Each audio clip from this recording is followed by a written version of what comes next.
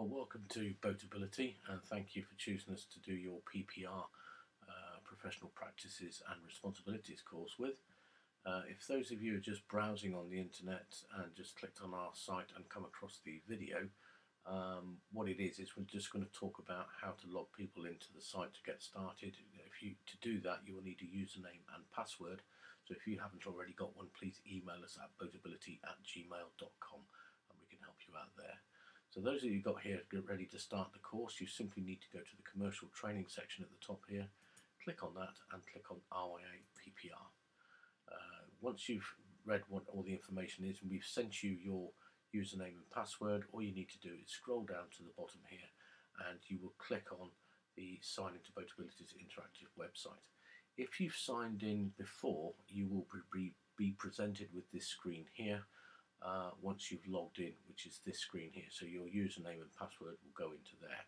But what happens the first time you log in is you'll go into this section here, click on login, and then the next screen that you will see is this one. This is the first screen that you'll see.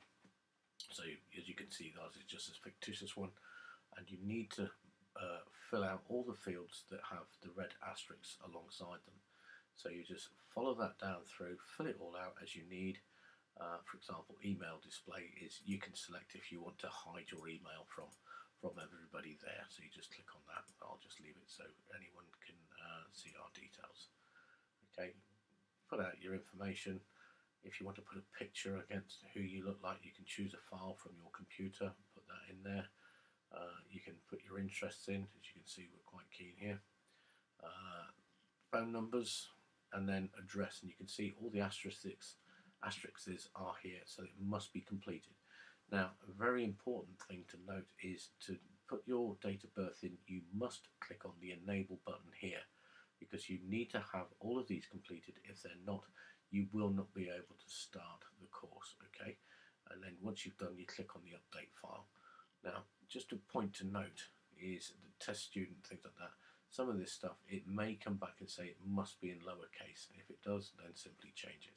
All I'm going to do now is I'm going to click on the update profile like you'll do, and what will happen is that it will now take you back to the screen like so.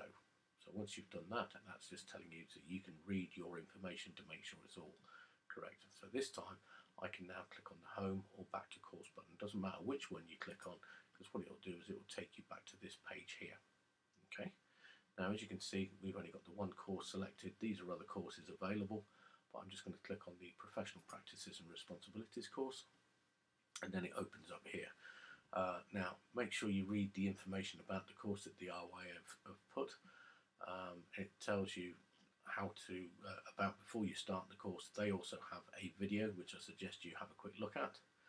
And then once you've gone through that section there, get onto the bit here. This is now preparing you for the course, so it tells you what it's all about. So essentially, the PPR course is about the commercial environment, the people, the vessels, and the purpose of you, or of the things together. Okay, so what we're going to look at now is the glossary, which pulls all this together. Now, the glossary is just a range of terms that is involved with all of this information on how to find your way around the various documentation, etc. So, yeah, it's got the tips on how to use it, but essentially I'm just going to show you anyway. So if I click on there, what happens is it allows you to search by alphabet. So for example, if I typed in C, it would come up with that. So I can just click on there, but I'm going to use browse by category, so you might understand this one a little bit better. It's the one I prefer to use. So if I want to, like, for example, look for risk, I can simply type on risk in there and now click on search, and it will search the database that it's got there for anything to do with the risk. So here, code of safe working practices, etc. So let's have a look at that one, or the small vessel code. So I click on there and it tells you anything to do with the small vessels code, which is MGN 280. I can download it as a PDF and so on. Now, those of you who aren't familiar with PDF files, they're very, very useful. So to save me already opening it on this one here, I've already opened one, and I'll click it on here, which comes up with this. Now, I'm using a Apple Mac. Now, as you can see, this one's telling me I'm on page 134, and if I want to find a particular word, for example, I'm looking how to brief a skipper, and I need to know what the MGN 280 is about, I can just go straight up to the search box in here, and if I type in brief, for example, it immediately finds anything to do with briefing. So you can see on here, page 13, page 79, I can either hit the enter key, or I can simply click on the pages on the left hand side where I am. So just to show you the enter key, it goes there, and you can see it moving down. So it's a very useful tool to find things quickly in the documents. So it might be worthwhile, once you've got your way around or your head around the actual requirements of the PPR, is you open up the documents that you find relevant. Okay, so that's how that works. So I'm just going to go back to the course, and it'll take me back to the beginning there.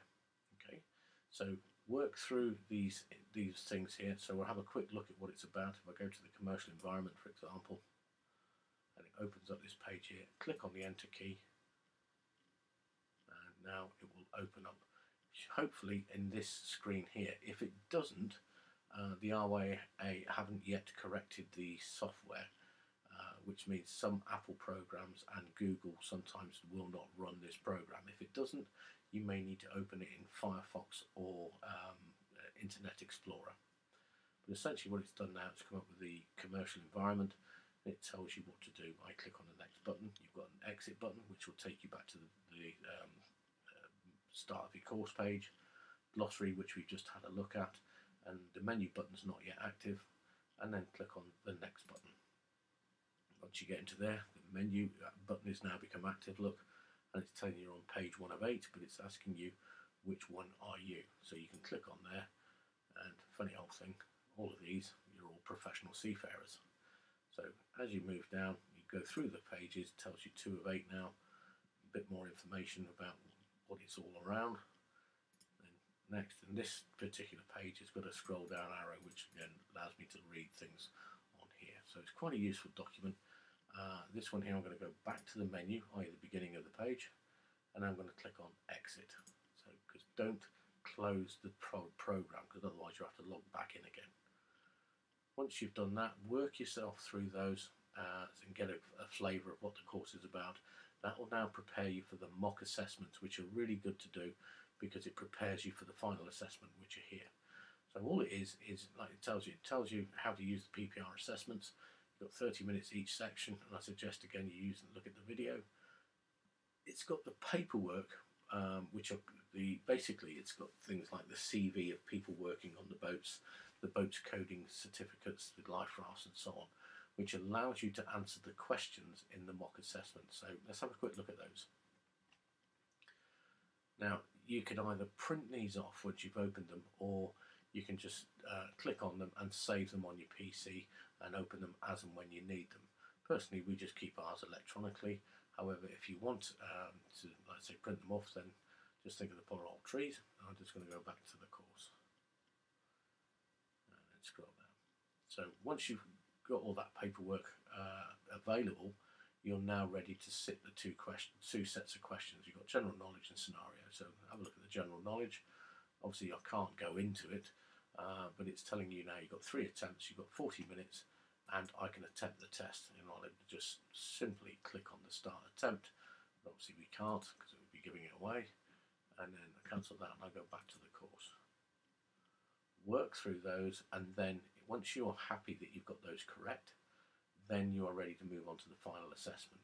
Now make sure you've got everything prepared, you've got the documents open on the PC. I would suggest you use 2 screens or 2 computers to make it easy, so you can have PDF documents open ready to flick to and search, but also you've got all this information ready or downloaded onto your PC at hand. So for example, exactly the same. It's got all the paperwork as for your mock assessments. Okay. So again, go back to the course, and then you're ready to do the final assessment as you did for the mock assessment. Once you've gone through that, as you can see, there's 15 questions on each one. Take your time. It doesn't sound like you've got long, but actually 60 minutes and 90 minutes for those two is pretty good.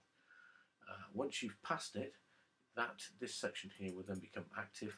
And this is how you print your certificate off. You would just click on there, and then that will print your certificate, which you can now submit to the RYA for your commercial endorsement. If you're already commercially endorsed, obviously it's just a revalidation. If you don't pass it, don't panic. You simply request another attempt and they will charge you £6 plus the VAT for the privilege. Okay, so that's basically it about the course. So good luck with it. If you have any serious problems or you're really worried about computers, we are considering running training courses from our office in the evenings. Ideally, it would be more than groups in 3 rather than individuals, because obviously because of its time and cost for ourselves. We haven't come up with a fee or anything yet, but it all depends on how many people come up to us on interest in doing it in the classroom rather than on the computer.